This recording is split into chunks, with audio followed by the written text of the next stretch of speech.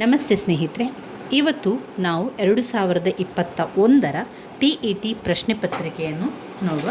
TET ಪ್ರಶ್ನೆ ಪತ್ರಿಕೆಯಲ್ಲಿ part 1 Kannada ಭಾಷೆಯಲ್ಲಿ ಬಂದಿರುವಂತಹ ಪ್ರಶ್ನೆಗಳನ್ನು ನೋಡ್ತಾ ಹೋಗುವ.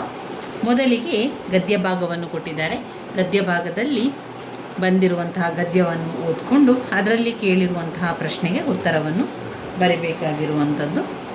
ಇಲ್ಲಿ ಗದ್ಯ ಭಾಗ. ಮಂಜಣ್ಣ ನಮ್ಮ ಮನೆಯ ಆಳು, ಬಹಳ ಹಳೆಯ ಮನುಷ್ಯ, ಅಂದರೆ ಸುಮಾರು 60 ವರ್ಷ. ಅವನ ಮುಖದ ತುಂಬ ಬಿಳಿಯ ಗಡ್ಡ ಮೀಸೆ, ತಲೆಯ ತುಂಬ ಹಣ್ಣು ಕೂದಲು. ಅವನ ಗಡ್ಡವೇನು ಮಲೆನಾಡಿನ ಗಿರಿಗಳ ಮೇಲೆ ನಿಬಿಡವಾಗಿ ಬೆಳೆದ ತರುನಿಕರದಂತೆ ಉದ್ದವಾಗಿ ನೀಳವಾಗಿರಲಿಲ್ಲ. ಬಯಲು ಸೀಮೆಯ ಗುಡ್ಡಗಳಲ್ಲಿ ಬೆಳೆಯುವ ವಿರಳವಾದ ಪೊದೆಗಳಂತೆ ಇತ್ತು. ಸುಲಭವಾಗಿ ಹೇಳುವುದಾದರೆ ಇಲಿ ತರಿದಂತೆ ಇತ್ತು. ಅದಕ್ಕೊಂದು ಕಾರಣ ಇದೆ. ನಮ್ಮ ಮಂಜಣ್ಣ ಕ್ಷೌರಿಕರೊಡನೆ ಅಸಹಕಾರ ಮಾಡಿದ್ದ. ಅವನಿಗೆ ಕುಡುಗೋಲೆ ಮುಂಡನದ ಕೈದು, ಅಂದರೆ ಆಯುಧ. ಗಡ್ಡ ಉದ್ದವಾದ ಕೂಡಲೇ ಅದರ ತುದಿಯನ್ನು ಒಟ್ಟುಗೂಡಿಸಿ ಮಸೆದು ಹರಿತವಾದ ಕುಡುಗೋಲಿನಿಂದ ಚರಚರನೆ ಕೊಯ್ಯುತ್ತಿದ್ದ.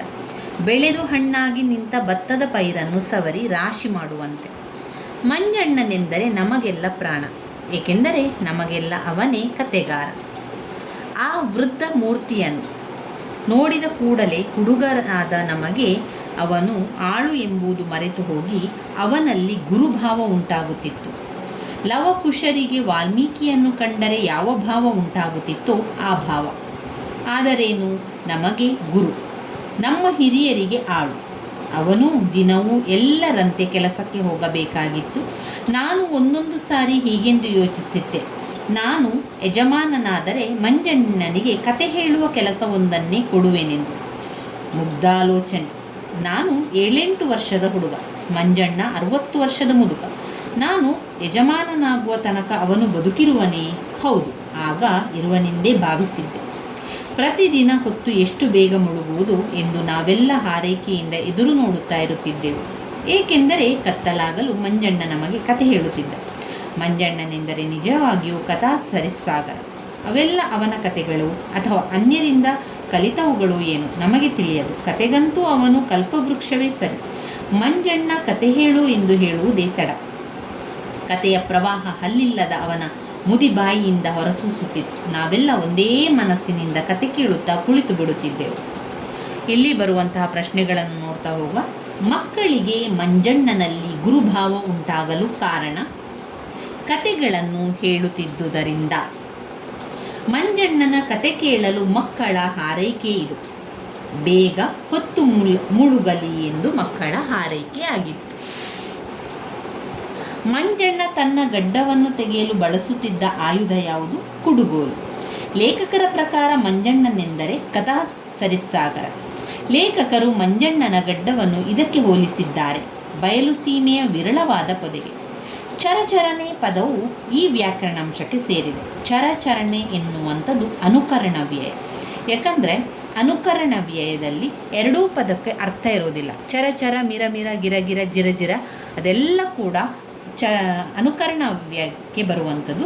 ದ್ವಿರುಕ್ತಿ ಎನ್ನುವಂಥದ್ದು 2 ಬಾರಿ ಹೇಳುವಂಥದ್ದು, 2 ಬಾರಿ ಉಚ್ಚರಿಸುವಂಥದ್ದು, ಒಂದೇ ಅರ್ಥವನ್ನು ಕೊಡುವಂಥದ್ದು. ಹಣ್ಣು ಹಂಪಲು, ಬೆಟ್ಟ ಗುಡ್ಡ, ಈ ರೀತಿಯಾಗಿ ಒಂದೇ ಅರ್ಥವನ್ನು 2 ಬಾರಿ ಹೇಳುವಂಥದ್ದು. ಹೋಗು ಬಾ ಅರ್ಥ ಇರಬೇಕು, ಅದು ದ್ವಿರುಕ್ತಿಯಾಗಿರ್ತದೆ. ಜೋಡಿ ಪದ ಜೋಡಿಯಾಗಿ ಬರುವಂತಹ ಪದಗಳು. ಅದರಲ್ಲಿ ಜೋಡಿ ಪದಗಳು ಮೇಲೆ ಕೆಳಗೆ, ಸೋಲು ಗೆಲುವು, ಈ ರೀತಿಯಾಗಿ ಜೋಡಿಯಾಗಿ ಪದಗಳು ಬರ್ತದೆ. ನುಡಿಗಟ್ಟು ಎನ್ನುವಂಥದ್ದು ಕಾಲಿಗೆ ಬುದ್ಧಿ ಹೇಳು, ಆ ರೀತಿಯ ಒಂದು ನುಡಿಗಟ್ಟುಗಳು ಬರುವಂಥದ್ದು. ಮೇಲೊಂದು ಪದವು ಈ ಸಂಧಿಗೆ ಉದಾಹರಣೆಯಾಗಿದೆ. ಮೇಲೆ ಪ್ಲಸ್ ಒಂದು, ಮೇಲೊಂದು, ಮೇಲೆ ಪ್ಲಸ್ ಒಂದು, ಮೇಲೆ ಒಂದು ಓ, ಮೇಲೊಂದು ಎನ್ನುವಂಥದ್ದು ಇಲ್ಲಿ ಲೋಪ ಆಗಿರುವಂಥದ್ದು ಮೇಲೊಂದು. ಮಂಜಣ್ಣನ ಬಗೆಗೆ ಲೇಖಕರ ಮುಗ್ಧಾಲೋಚನೆ. ಮಂಜಣ್ಣನಿಗೆ ಕತೆ ಹೇಳುವ ಕೆಲಸವೊಂದನ್ನೇ ಕೊಡುವುದು ಅವರ ಮುಗ್ಧಾಲೋಚನೆ. ಇನ್ನು ಬರುವಂಥದ್ದು ಪದ್ಯಭಾಗ. ಪದ್ಯಭಾಗದಲ್ಲಿ ನೋಡು ಇದು ಇಲ್ಲರಳಿ ನಗುತ್ತಿದೆ 7 ಸುತ್ತಿನ ಮಲ್ಲಿಗೆ, ಇಷ್ಟು ಹಚ್ಚನೆ ಹಸುರು ಗಿಡದಿಂದೆಂತು ಮೂಡಿತು ಬೆಳ್ಳಗೆ. ಮೇಲೆ ರಬ್ಬದಲ್ಲಿ 100 ತಾರೆಗಳಲ್ಲಿ ಅರಳಿ ಮಿರುಗುವ ಮುನ್ನವೇ ಬೆಳ್ಳಿಯೊಂದೇ ಬೆಳಗುವಂದದಿ ಗಿಡದಲ್ಲೊಂದೇ ಹೂವಿದೆ. ಸತ್ವಶೀಲನ ಧ್ಯಾನ ಮೌನವೇ ಅರಳಿ ಬಂದುಲು ತೋರಿದೆ. ಒಲವು ತುಂಬಿದ ಮುಗುದೆ ಎದೆಯಿಂದೊಗೆದ ನಾಲ್ನುಡಿಯಂತಿದೆ. ಕವಿಯ ಮನದಿಂದುದಿಸಿ ಮೆಲ್ಲನೆ ಅರಳಿ ಬರುವಲು ಕಲ್ಪನೆ. ಎಂಥ ನೌರಿನ ಕುಶಲ ಕಲೆಯಿದು ತನಗೆ ತಾನೇ ಮೂಡಿದೆ. ಮೌನದಲ್ಲಿ ಮೊಳೆಯುತ್ತ ಮೆಲ್ಲನೆ ತನಗೆ ತಾನೇ ತಿಳಿಯದೆ ಮೊಗ್ಗಿನಲ್ಲಿ ಮಲಗಿದ್ದ ಚೆಲುವಿದು ಇಂದು ಕಣ್ಣನ್ನು ತೆರೆದಿದೆ. ಎನಿದು ನಾವು ರಾಗಿಹೂ ದಳಗಳು ಹಸುಳೆ ಕಾಣುವ ಕನಸುಳು. ಏನು ಇಂಪಿನ ಕಂಪು ಇದರದು ಆ ಮಹಾತ್ಮರ ಮನದೊಲು. ಹರಿವ ಮನವನ್ನು ಹಿಡಿದು ಒಂದೆಡೆ ನಿಲ್ಲಿಸಿ ತೊಳೆದಿದೆ ಹೂವಿದು. ಚೆಲುವು ಬಾಳನು ಹಸನುಗೊಳಿಸುವ ಅಚ್ಚರಿಯ ಪರಿ ಎಂಥದು. ಇನ್ನು ಬರುವಂಥದ್ದು ಪ್ರಶ್ನೆಗಳು. ಆಕಾಶದಲ್ಲಿ ತಾರೆಗಳಿಗಿಂತ ಮೊದಲು ಬೆಳಗುವುದು ಇದು. ಆಕಾಶದಲ್ಲಿ ತಾರೆಗಳಿಗಿಂತ ಮೊದಲು ಬೆಳಗುವುದು ಬೆಳ್ಳಿ. ನೋಡಿ, ಇಲ್ಲಿ ಕೊಟ್ಟಿದ್ದಾರೆ ನೋಡಿ. ಬೆಳ್ಳಿಯೊಂದೇ ಬೆಳಗುವಂದದಿ ಗಿಡದಲ್ಲೊಂದೇ ಹೂವಿದೆ. ಬೆಳ್ಳಿ ಮೊದಲಿಗೆ ಬೆಳಗುವಂಥದ್ದು, ಅದರಿಂದ ಉತ್ತರ ಬೆಳ್ಳಿಯಾಗಿರುವಂಥದ್ದು.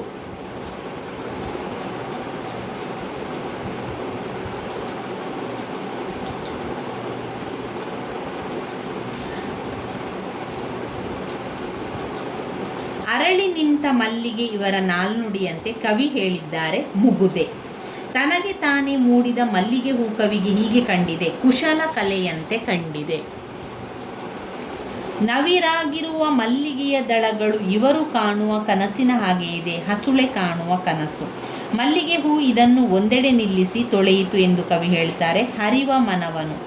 ಇಷ್ಟು ಈ ಪದದ ವ್ಯಾಕರಣಾಂಶ ಪರಿಮಾಣವಾಚಕ. ಇಷ್ಟು ಎನ್ನುವಂಥದ್ದು ಪರಿಮಾಣವನ್ನು ಹೇಳುವಂಥದ್ದು. ಇಷ್ಟು, ಅಷ್ಟು, ಸ್ವಲ್ಪ ಅದೆಲ್ಲ ಕೂಡ ಪರಿಮಾಣವಾಚಕದಲ್ಲಿ ಬರುವಂಥದ್ದು. ದಿಕ್ವಾಚಕಗಳೆಂದರೆ ದಿಕ್ಕುಗಳ ಬಗ್ಗೆ ಹೇಳುವಂಥದ್ದು. ಪೂರ್ವ, ಪಶ್ಚಿಮ, ಉತ್ತರ, ಬಡಗ, ತೆಂಕ ಅದು ದಿಕ್ವಾಚಕಗಳಿಗೆ ಬರುವಂಥದ್ದು. ಸಂಖ್ಯಾವಾಚಕಗಳು ಸಂಖ್ಯೆಗಳನ್ನು ಸೂಚಿಸುವಂಥದ್ದು. ಗುಣವಾಚಕ ಗುಣಗಳನ್ನು ಹೇಳುವಂಥದ್ದು. ಅದು ಕೆಂಪಾಗಿದೆ, ಅದರ ಒಂದು ಬಣ್ಣ ಕಪ್ಪಾಗಿದೆ, ಅದರ ಗುಣಗಳನ್ನು ತಿಳಿಸುವಂಥದ್ದು ಗುಣವಾಚಕ. ಕವಿಯ ಈ ಪದದಲ್ಲಿರುವ ವಿಭಕ್ತಿ ಷಷ್ಠಿ ವಿಭಕ್ತಿ ಪ್ರತ್ಯಯ. ವಿಭಕ್ತಿ ಪ್ರತ್ಯಯಗಳ ಬಗ್ಗೆ ಪ್ರಶ್ನೆಗಳು ಬಂದೇ ಬರ್ತದೆ. ನಾವು ಈಗಾಗಲೇ ವಿಭಕ್ತಿ ಪ್ರತ್ಯಯಗಳ ಬಗ್ಗೆ ಕಲ್ತಿದ್ದೇವೆ. ಇಲ್ಲಿ ಕವಿಯ ಅಂತ ಬರುವಂಥದ್ದು ಉಚ್ಚಾರ ನಾವು ಹೇಳುವಾಗ ಕವಿಯ ಅಂತ ನಾವು ಯಾ ಅಂತ ಬಂದಾಗ ಅಲ್ಲಿ ನಾವು ಆ ಅಂತ ಹೇಳ್ತೇವೆ ನೋಡಿ. ಆ ಪದದಲ್ಲಿರುವ ವಿಭಕ್ತಿ ಷಷ್ಠಿ ವಿಭಕ್ತಿ ಪ್ರತ್ಯಯ. ಭಾಷಾ ಬೋಧನೆ ಮತ್ತು ಕಲಿಕೆಯಲ್ಲಿ ಅವಶ್ಯಕವಾಗಿ ಪಾಲಿಸಬೇಕಾದಂತಹ ನಿಯಮ.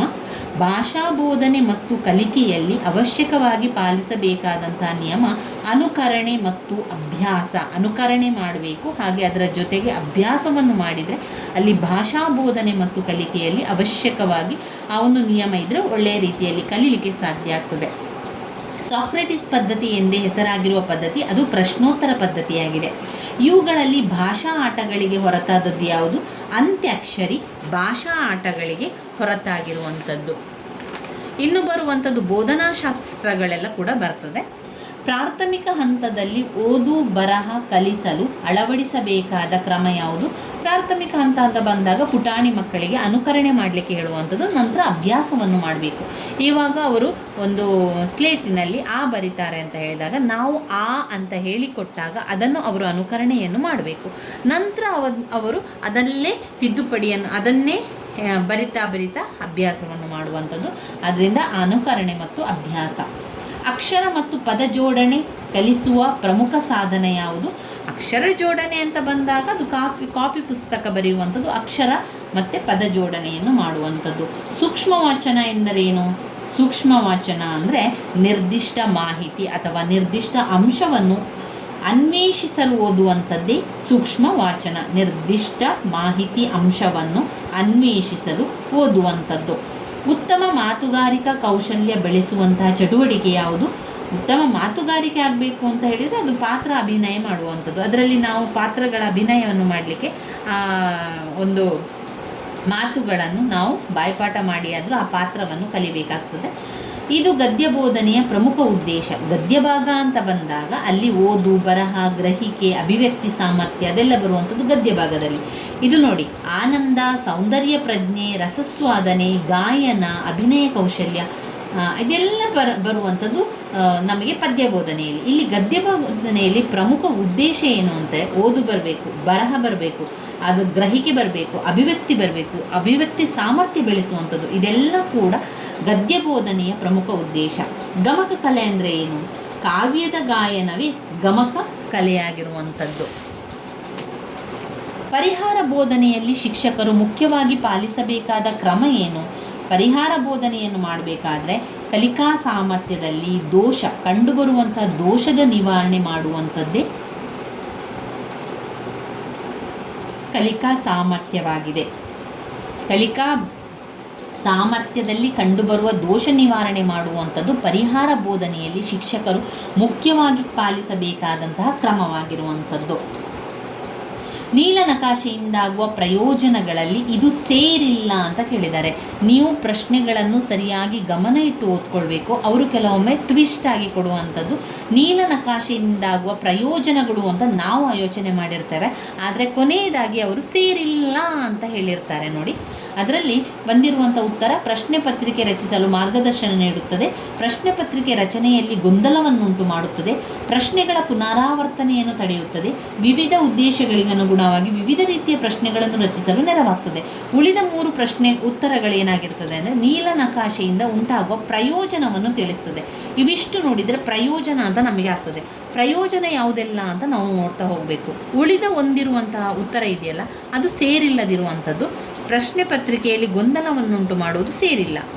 6ನೇ ತರಗತಿಯಲ್ಲಿ 10 ಜನ ವಿದ್ಯಾರ್ಥಿಗಳು ಕನ್ನಡವನ್ನು ಸರಾಗವಾಗಿ ಓದಲು ಶಕ್ತರಿಲ್ಲ. ಈ ಸಮಸ್ಯೆಯನ್ನು ಪರಿಹರಿಸಲು ಶಿಕ್ಷಕರು ಕೈಗೊಳ್ಳುವಂಥ ತಕ್ಷಣದ ಪರಿಹಾರ ಕ್ರಮ ಏನು? ಯಾವಾಗಲೂ ತಕ್ಷಣದ ಪರಿಹಾರ ಕ್ರಮ ಅಂತ ಬಂದಾಗ ಅದು ಕ್ರಿಯಾ ಸಂಶೋಧನೆಯನ್ನು ಕೈಗೊಳ್ಳುವಂಥದ್ದು. ನೆನಪಲ್ಲಿ ಇಟ್ಕೊಳ್ಬೇಕು. ತಕ್ಷಣ ಪರಿಹಾರ ಕಾರ್ಯವನ್ನು ಮಾಡಿಕೊಳ್ಳುವಂಥದ್ದು ಅದು ಯಾವುದು? ಕ್ರಿಯಾ ಸಂಶೋಧನೆ.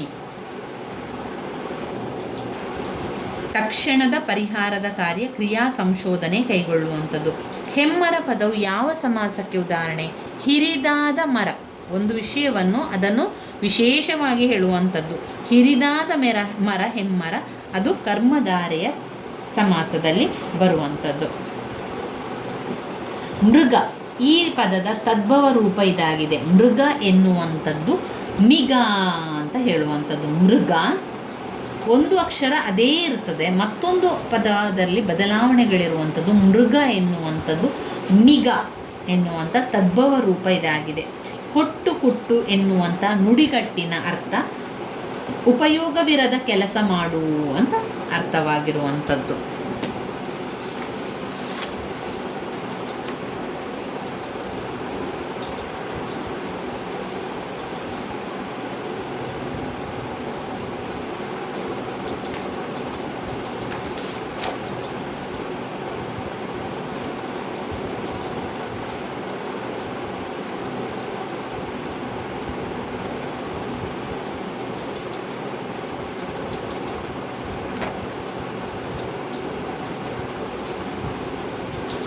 ಇದು ಒಂದು ಪ್ರಶ್ನೆಗೆ ಉತ್ತರವನ್ನು ನೋಡಿ ಸರಿಯಾಗಿ.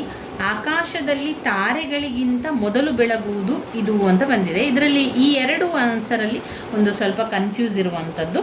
ಆಕಾಶದಲ್ಲಿ ತಾರೆಗಿಂತ ಮೊದಲು ಬೆಳಗುವುದು ಇದು ಮಲ್ಲಿಗೆ ಅಂತ, ಮತ್ತೊಂದು ಉತ್ತರ ಬೆಳ್ಳಿ ಅಂತ ಕೊಟ್ಟಿದ್ದಾರೆ. ಇದೆರಡರಲ್ಲಿ ಕೂಡ ಡೌಟನ್ನು ಇರುವಂಥದ್ದು. ಆಕಾಶದಲ್ಲಿ ತಾರೆಗಳಿಗಿಂತ ಮೊದಲು ಬೆಳಗುವುದು ಇದು. ಆಕಾಶದಲ್ಲಿ ತಾರೆಗಳಿಗಿಂತ ಮೊದಲು ಬೆಳಗುವಂಥದ್ದು ಯಾವುದು ಅಂತ ಪದ್ಯವನ್ನು ನೀವು ನೋಡಿದರೆ, ನೋಡು ಇದು ಇಲ್ಲರಳಿ ನಗುತ್ತಿದೆ 7 ಸುತ್ತಿನ ಮಲ್ಲಿಗೆ, ಇಷ್ಟು ಹಚ್ಚನೆ ಹಸುರು ಗಿಡದಿಂದೆಂತು ಮೂಡಿತು ಬೆಳ್ಳಗೆ, ಮೇಲಿನ ಬದಲಿ 100 ತಾರೆಗಳರಳಿ ಮಿರುಗುವ ಮುನ್ನವೇ, ಬೆಳ್ಳಿಯೊಂದೇ ಬೆಳಗುವೊಂದದಿ ಗಿಡದಲ್ಲೊಂದೇ ಹೂವಿದೆ. ಹಾಗಾದರೆ ಅವರು ಇಲ್ಲಿ ಸಾಲುಗಳನ್ನು ನೋಡಿದರೆ ನಮಗೆ ಬೆಳ್ಳಿ ಅಂತ ಆಗ್ತದೆ, ಆದರೆ ಇನ್ನೊಂದು ಅರ್ಥದಲ್ಲಿ ನಾವು ಮಲ್ಲಿಗೆಯನ್ನೇ ಹೇಳುವಂಥದ್ದು, ಆದರೆ ಅವರು ಬೆಳ್ಳಿ ಅಂತ ಆಯ್ಕೆ ಮಾಡ್ಕೊಂಡಿದ್ದಾರೆ.